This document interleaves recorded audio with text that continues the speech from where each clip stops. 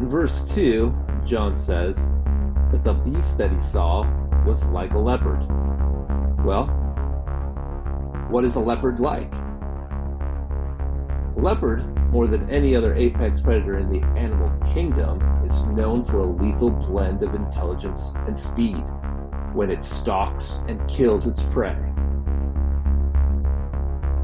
A leopard is fast, it's lethal, it's intelligent, it's deceptive, predatory. When it's on the hunt, it sees you and you don't see it. Well, how do futurists describe what an unfriendly AI might look like? Well, with quantum computing, you'd have fast. With autonomous weapons, you'd have lethal. Well, intelligence, we kind of covered that one. Deceptive. AI would weaponize misinformation. Predatory. Well, AI would be able to identify threats from 1,000 years out and beyond and eliminate those threats in the most effective way possible.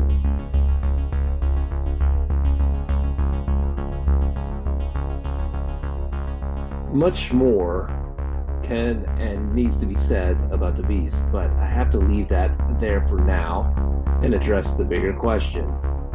Am I saying that the Antichrist is artificial intelligence? No, I'm not. The Antichrist is a man, or as the Apostle Paul calls him, the man of sin. But I thought you just said that the Antichrist is artificial intelligence. No, that's not what I said. And here's why.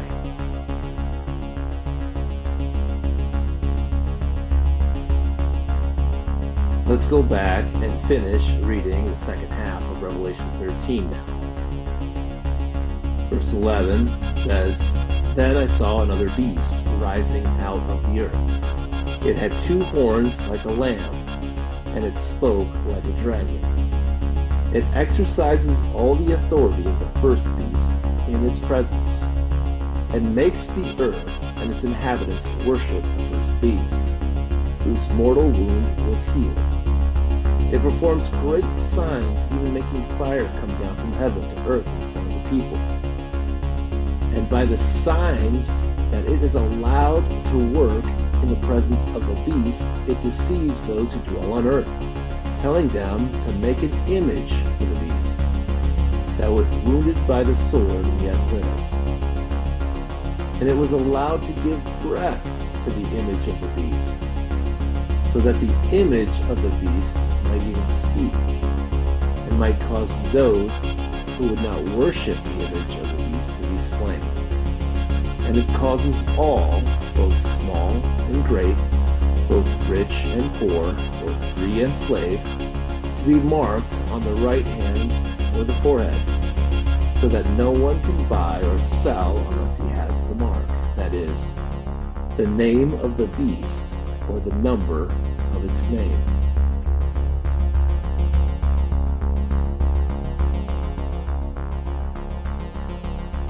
So John says he sees another beast rising, this time not out of the sea, but out of the earth. That's Revelation 13:11. It says that this beast rises out of the earth. Well, that happened once when Adam was made from the earth. It says that this beast had 2 horns like a lamb. Well, Jesus is the Lamb of God. It says it spoke like a dragon. Y'all know who the dragon is. And it says that this beast is the false prophet. Well, Jesus is the ultimate prophet. It's 2 ends of the spectrum. It also says that the beast exercises all the authority of the first beast in its presence, that it has a derived or shared authority from the first beast. So the first beast and the second beast act as one. It says that signs that it is allowed to work in the presence of the first beast,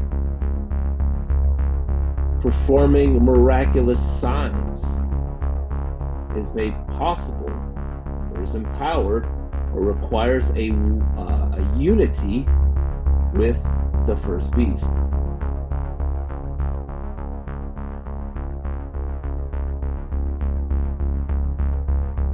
I think you can see where I'm going with this.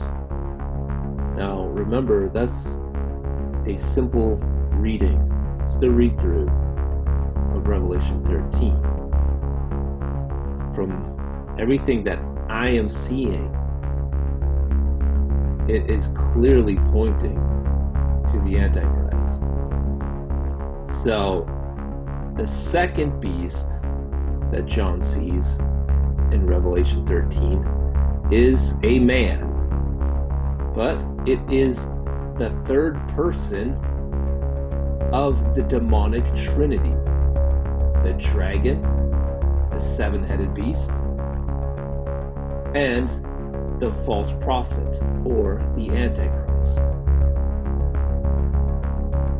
The Antichrist, a human, will functionally operate in total unity with Satan.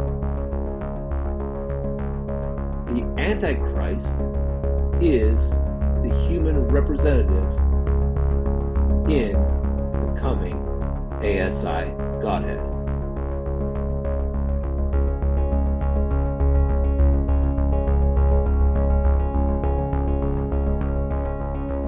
One of the things that John says is on the agenda of the Antichrist is to cause all to be marked on their right hand or forehead. Verse 16, it says that it, or the second beast, causes all to be marked on the right hand or forehead. What was that mark that John saw 2,000 years ago? Well, if it was something like what Elon Musk has in mind when he founded his company Neuralink, we might be able to narrow it down. The mark of the beast will be the embedded digital interface that connects a human brain directly to the World Wide Web. And without this connection, it will be impossible to buy or sell unless they have the mark.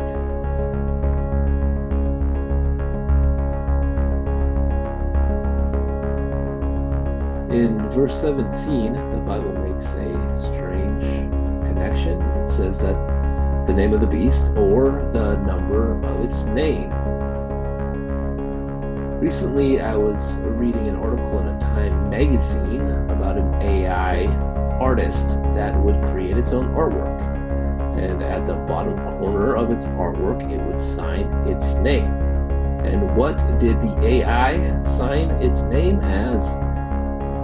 It signed it with a series of numbers, which struck me as funny in light of Revelation 13, especially when you consider that God names Adam, which means earth, ground, blood. He names Adam from the substance that he's made. Now you turn that around and look at what God says about the first beast, and he says that his name is numerical.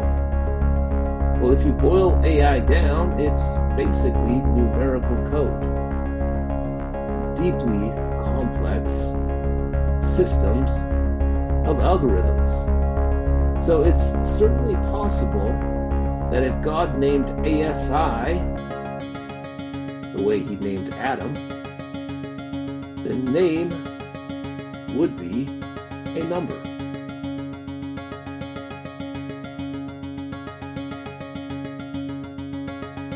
Now, I want you to consider this just for a moment. The Hebrew alphabet has letters, and those letters have numerical values. There's a specific letter that I want you to think about because I believe this will have significance in the days to come. It's the equivalent of our letter W. Well, our letter W in the Hebrew alphabet is the letter Vav. And it just so happens that the numerical value of the letter Vav is 6.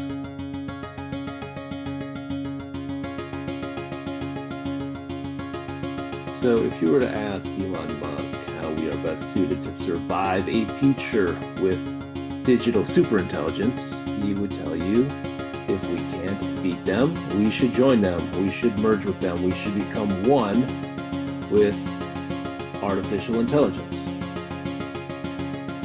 Well, for this to occur, you would need each individual to obtain an IP address so that we could connect directly to the World Wide Web, or the Vav Vav Vav, equals 666.